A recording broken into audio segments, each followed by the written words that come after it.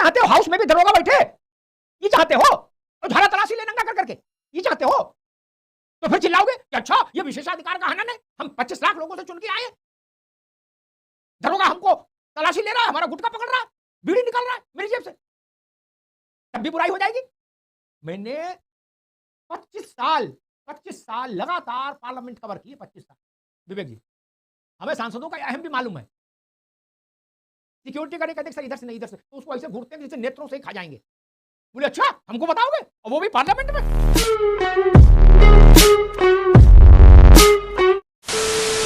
नमस्कार दोस्तों, स्वागत है आपका द फर्स्ट डिबेट और अमिताभ अग्निहोत्री जी की बहुत ही जबरदस्त और बहुत ही धमाकेदार डिबेट वीडियो में। दोस्तों, लोकसभा और राज्यसभा में प्रधानमंत्री मोदी जी ने अपना भाषण दिया और जो कबर खोदने वाले कांग्रेसी है, विपक्षी है, प्रधानमंत्री मोदी जी ने अपने भाषणों से उनकी कबर आज खोद ही दी। लेकिन दोस्तों, ये भाषण कल होना था, प्रधानमंत्री जी अनुपस्थित थे लोकसभा और राज्यसभा से। तो दोस्तों, इसका फायदा उठा के विपक्ष की महिलाओं सांसदों ने प्रधानमंत्री मोदी जी का जो क्षेत्र होता है, प्रधानमंत्री मोदी जी की सीट को घेराव किया और पोस्टर लहराए। अगर प्रधानमंत्री मोदी जी कल होते तो दोस्तों उनके लिए कुछ स्थिति अनुकूल नहीं होती। तो ओम बिरला ने इसका जिक्र किया। इन्हीं बातों को लेकर अमिताभ अग्निहोत्री जी ये डिबेट कर रहे हैं। तो दोस्तों, इस डिबेट में आए हैं जो कांग्रेस के प्रवक्ता, दोस्तों उनके साथ अमिताभ अग्निहोत्री जी की क्या क्या बातें होती है आप डिबेट में देखोगे। लेकिन दोस्तों, डिबेट का टॉपिक साधारण हो या उच्च स्तरीय हो, लेकिन जो बात करने का तरीका, जो देसी तरीका होता है अमिताभ अग्निहोत्री जी का, वही सबसे ज्यादा हमको डिबेट देखने के लिए मजबूर कर देता है। और दोस्तों, इस डिबेट में कुछ ऐसा ही है। अमिताभ अग्निहोत्री जी ने बहुत ही अपने देसी अंदाज में ऐसी ऐसी बातें कही जो देखकर आपको मजा आ जाएगा। और इसीलिए मैं अमिताभ अग्निहोत्री जी की डिबेट ही लाना सबसे ज्यादा प्रेफर करता हूँ और मुझे अच्छा भी लगता है। तो दोस्तों, देखिए क्या क्या ऐसी बातें हुई है, आपको देखकर बहुत ही आनंद आने वाला है। तो चलिए शुरू करते हैं डिबेट वीडियो। Let's start.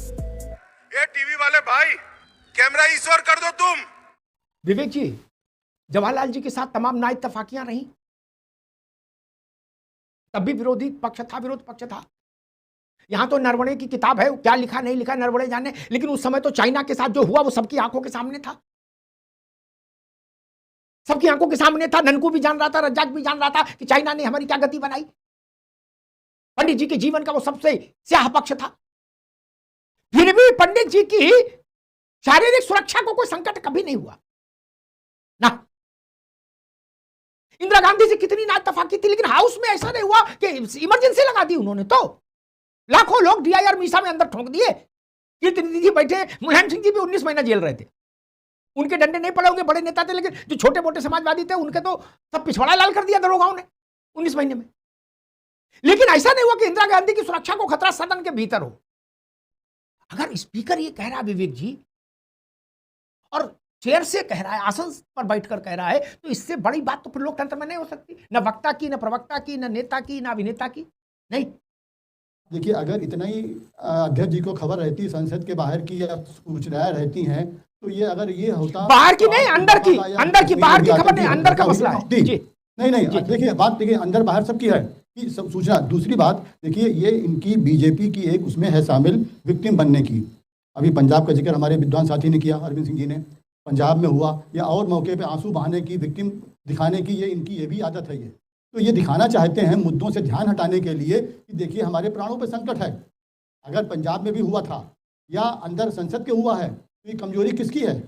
आप तो केंद्र सरकार में हैं, आपके पास सारी एजेंसियां हैं, आपकी एजेंसियां, इसके माने कमजोर आप हैं।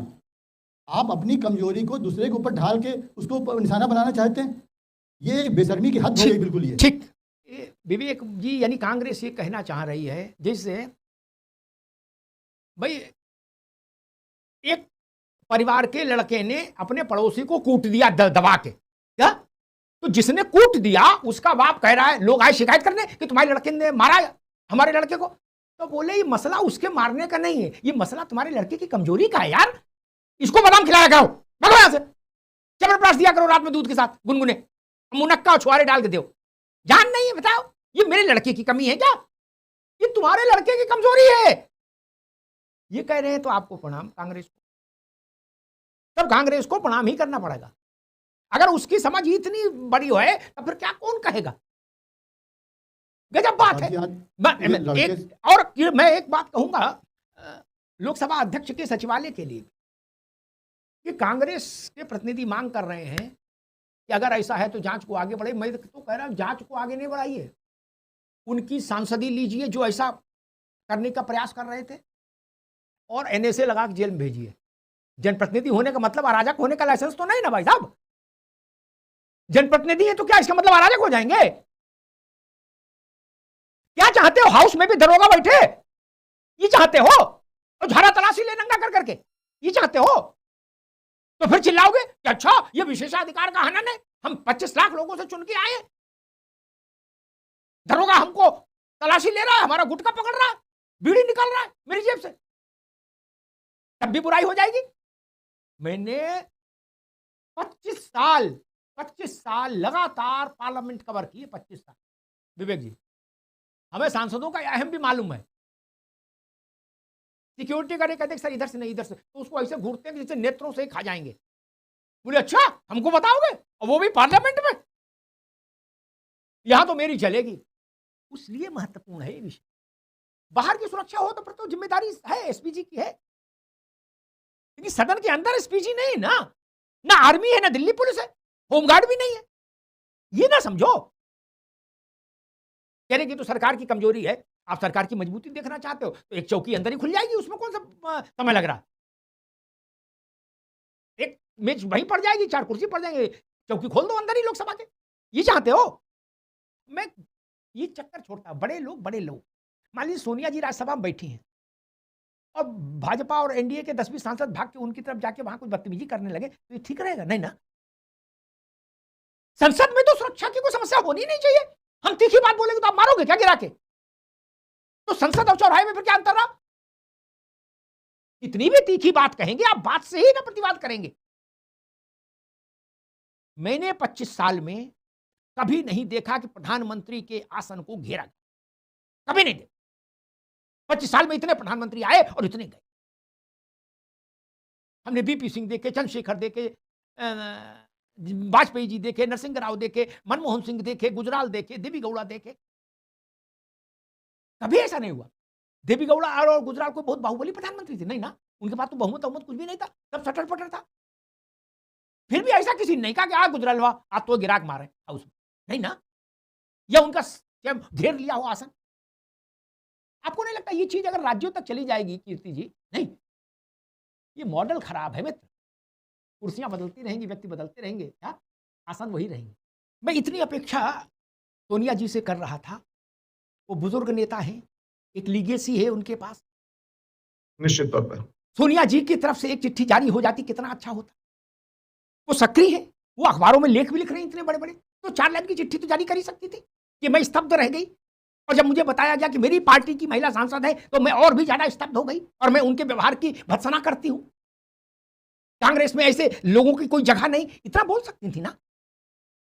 राहुल जी आजकल धुआंधार बोल रहे हैं बाहर, बोल सकते थे। प्रियंका जी बोल सकती थी, मल्लिकार्जुन खड़गे जी बोल सकते थे, कोई नहीं बोला। क्यों? क्या कांग्रेस की लीडरशिप की जिम्मेदारी नहीं थी? उसका वीडियो है, ऑडियो है, कहीं कोई इसकी जांच थोड़ी ना होनी है कि आज महिला सांसद वो भी कांग्रेस की, उन्होंने प्रधानमंत्री का आसन घेरा कि नहीं घेरा, इसकी जांच नहीं, ये तो रिकॉर्डेड है भाई। ये एविडेंस तो पहले तत्काल प्रभाव से उपलब्ध है। क्या प्रियंका जी ने इसकी आलोचना की? उनको देश दुनिया गाजा फिलिस्तीन तक की चिंता है प्रियंका जी को कि गाजा में क्या हो रहा है, फिलिस्तीन वाले छोले भटूरे खा रहे हैं कि मिस्सी रोटी खा रहे हैं। लेकिन इस पर वो नॉन कमिटल है, मौन है। मान लीजिए ये स्थिति राहुल जी के साथ हुई होती, भाजपा के 5-10 लोगों ने जाके उनको घेर लिया होता, तो अब तक कांग्रेस ने अनुलोम विलोम कर लिया होता पूरे देश में कि नहीं कर लिया होता? बोलो हाँ कि नहीं। हो सकता खड़गे जी सड़क पर मार्च निकाल देते, कर देते ना। विवेक जी को भी मैसेज आता कि धुआंधार बोलो, कपड़े फाड़ बोलो, है ना। वो तो भारत का प्रधानमंत्री है भाई। आपको नरेंद्र मोदी से चिढ़ हो सकती है, भारत के प्रधानमंत्री से थोड़े चिढ़ सकते आप। और चिढ़ते भी हैं तो अपने अंदर रखिए चिढ़। सार्वजनिक रूप से आप भारत के प्रधानमंत्री का अपमान नहीं कर सकते। उससे असहमतियां हैं, उसके लिए संसद है। कांग्रेस ने जानबूझकर ऐसा किया तो महापाप है।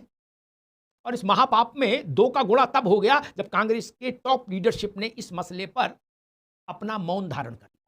मैं हैरान हूं, इतने वर्षों तक शासन करने के बाद कांग्रेस पार्टी इतना बड़ा ब्लंडर कर गई। जब प्रधानमंत्री हाउस में नहीं आए और ऐसी स्थिति बनी, टीवी पर देखने के तुरंत बाद राहुल गांधी, सोनिया जी, प्रियंका जी को बोल देना चाहिए था। कम से कम उनकी जान, कहते भाई हमारी तो हमने सबसे पहले आलोचना की और इन सांसदों को नोटिस जारी कर दिया। नोटिस के बाद भले उनको कुछ ना करते, नोटिस तो जारी कर देते।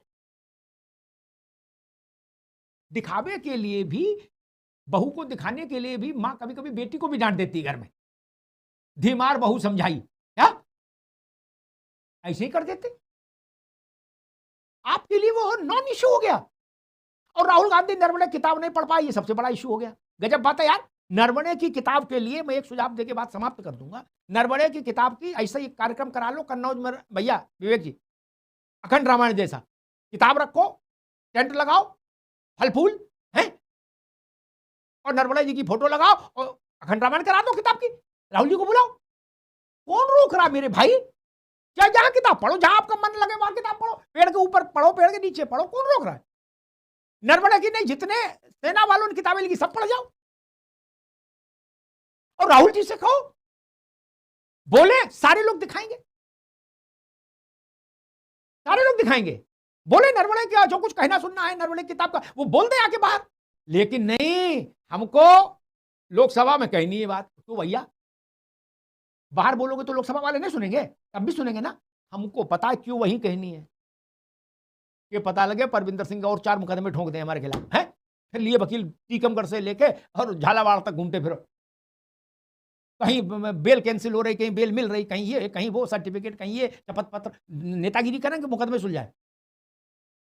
विवेक जी, बहादुरी का मसला नहीं है वहां, ये खोकट है। खोकट जानते हैं, बड़ा लोकल शब्द है ये। खोकट मतलब उलझन है, बवाल है। इतने मुकदमे, पता लगा किसी में भड़बड़ में छूट जाए तारीख तो नॉन अवेलेबल वारंट आ जाए यहाँ दिल्ली टहलता हुआ। बोले हाँ भाई राहुल गांधी कौन है, आओ।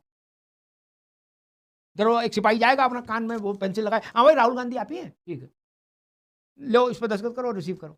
तब स्थिति बन जाती है। कानून है मेरे भाई।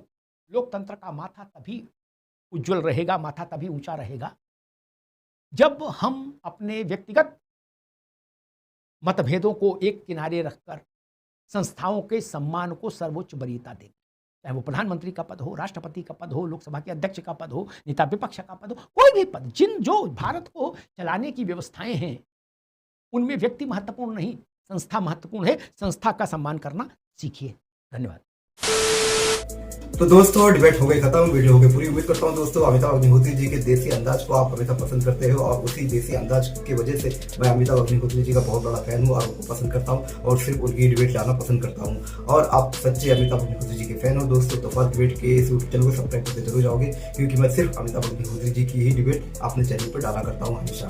कभी कभी अगर उनकी डिबेट नहीं आती तो कुछ एक आधी यहाँ वहाँ लेकर आता हूँ, बाकी आप चेक करके देख लीजिए, सिर्फ उनकी डिबेट वीडियो मिलेगी। अगर आप अमिताभ अग्निहोत्री जी की डिबेट वीडियो देखना पसंद करते हो तो फास्ट डिबेट के इस चैनल को आप सब्सक्राइब करते जरूर जाओगे। मिलता हूँ मैं आपसे अगले वीडियो में, तब तक के लिए जय हिंद।